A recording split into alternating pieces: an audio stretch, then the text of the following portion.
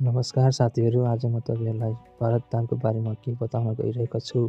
भरत ताल यो नेपालको दोस्रो सबैभन्दा ठुलो मानव निर्मित ताल हो। यो ताल मधेसको सर्लाही जिल्लामा अवस्थित छ।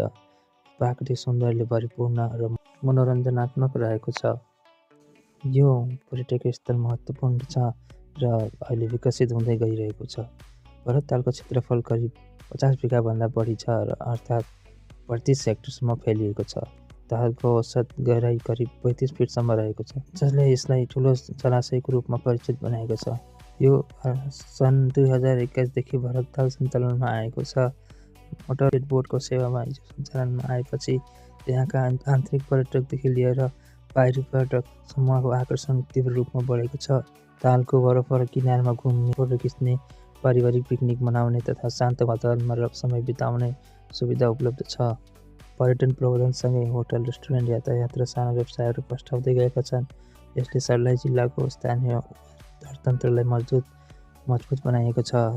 यसको अर्को आकर्षण भनेको सूर्यास्त हो। सूर्यास्तको बेलामा मानिसहरू फोटोहरू खिचेर रमाउने गर्दछन्।